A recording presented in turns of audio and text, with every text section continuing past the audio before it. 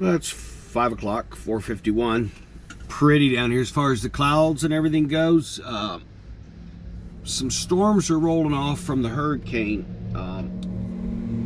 I don't know whether you could really notice that, but the storms down here are going from the east to west, which is not normal because the hurricane's spinning them that way. They spin counterclockwise. So some small showers through here, nothing major. This place is right in the middle of a neighborhood. I mean, it is there's some houses back there. If you can see them, I don't know, but let me move you around, shake you all up a bit. But even when I come in here, it says no trucks. There's signs, no trucks. And you can't get here unless you take this little narrow street down through this subdivision. I mean, it's right up to the fence. There's houses. I don't know why it says no trucks, because you don't have a choice. This is the absolute only way in. You could come in from this way. I came in from this way and turn into a gate. But if you come in from this way, good luck. You got a fairly narrow driveway with a gate post, and I mean, you'd have to cut way back on yourself. And I talked to the other guys, because I'd never been to this true light.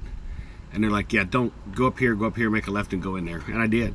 And yeah, there's no truck signs everywhere, but the only other possible way is to come in here from this end of their complex and try to spin your tractor trailer around in the employee parking area. Supposed to offload at 12:30 tomorrow. Load of glass. Coal.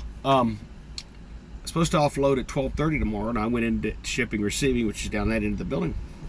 And I said, hey, I'm supposed to offload tomorrow at 12:30. And they said, are you the True Light guy? I said, yeah. I said, I'm supposed to pick up a load of mirrors. It's the first time I've ever done this. I guess the other drivers have done it, but I'm bringing glass here. Here they're doing some treating for the glass. And in this case, they're making these pieces of glass that you see in my truck. One of the many things. They're coating them, turning them into big sheets of mirror, which would be really cool to drive down the interstate with no tarp on and just everybody. But they're turning into mirrors here. Then I'm going to take them to Knoxville from here. And they're going to cut them down to size and use them for whatever else they need.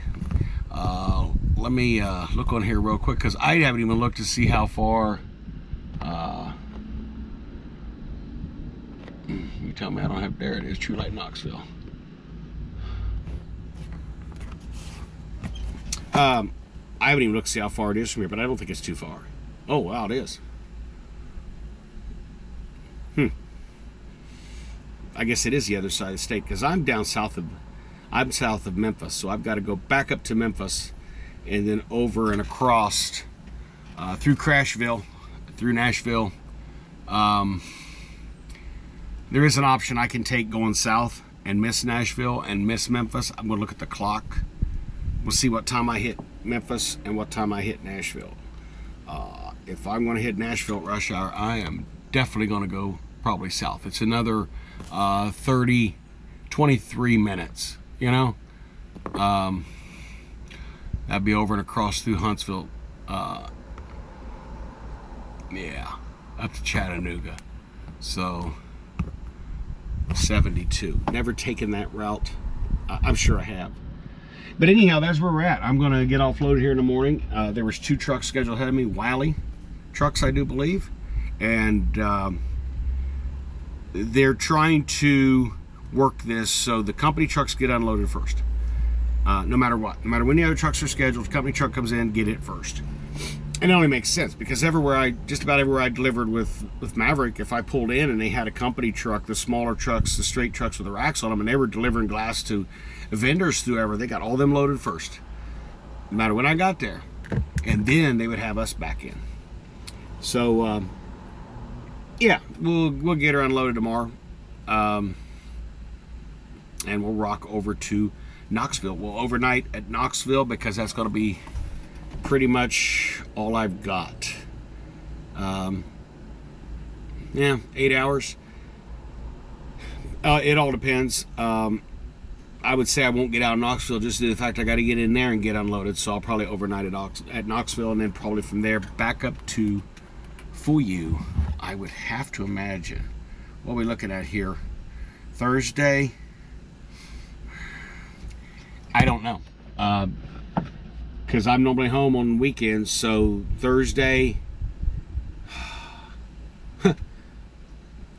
they'll probably send me home from Knoxville Thursday, because Friday, I'll see what they got. I'll be right there where the FM is. I'll talk to her. If they got something that runs over the weekend, I'll just go ahead and run it, just because, you know, I was off so many days, and if they got something out of for you and it's going to run maybe to Florida and deliver Monday, I'll snag it. I'll take it. Just put it on me, and I'll just run through the weekend. I don't have to worry about running out of clock. I got 38 hours now, but I've not ran over 8.5 hours a day, so I can just keep running recaps. If you want to figure out recaps, look it up. It's a mess. And doing your splits, 8-2, 7-3 splits. I never split with Maverick, and I won't split. Go to sleeper berth for 2 hours, you get your hours back, and you go to sleep for 3 hours, you get this. I don't mess with it. It's a drive. Well, here's the load. Pretty narrow bay in here to work in, but got her.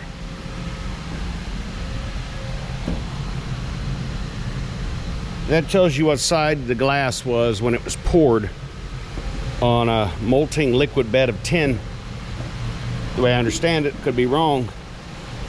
This side was in contact with the tin, this side was in the air. Got something I never saw before.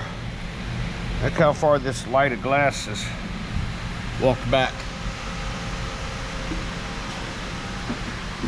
I don't have a clue. I've never seen one do that. There's 2 stoses in front of it, plus the pressure of the straps against it, plus the weight of the stoses themselves, which I'm looking on the tag here, doesn't say.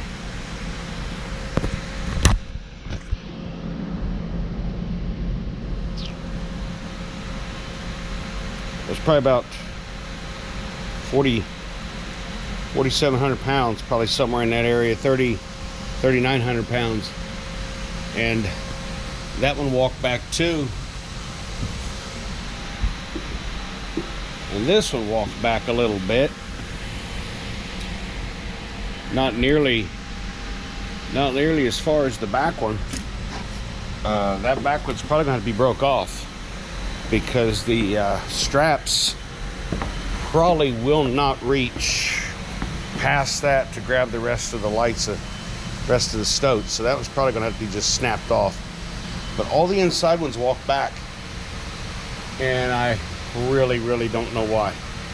All the stuffing stayed in, everything, but I'm gonna ask, because that's something different. The only one that didn't, this one started walking back. You can see it walked back that far. So I mean, I don't know. Weird. September 19th, 11 o'clock. Look at this monstrosity. 53-foot flatbed for glass. I would say they got a good deal on it, because it can't haul any more than a 48-foot flatbed can. It just takes up a heck of a lot of space. I'll try to show when I get down there to the next place what I got on board, but basically you got a set of A-frames all the way back here, and the other set is up there. Really weird.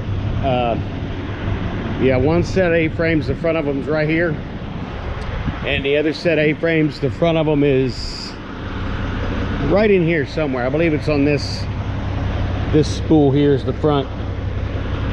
But yeah, overkill for sure. It's just I think Maverick's got 6, maybe 8 53s. Everything else is 48. It's just the occasional time you need to carry something very long, but you don't get any more weight out of it. And the old song, "Give me 40 acres, I'll turn this thing around," applies to this trailer. See, this is a 53 box, but you can see where his axles are. So it makes his turning radius real short. It makes this trailer think it's about a 48 footer. That's a pretty ugly tire. Anyhow, I got a spread, so my 53 acts like a 53. And it takes forever to turn around. Anyhow, we're headed to Vitro, Carlisle to live load, then off to Columbus.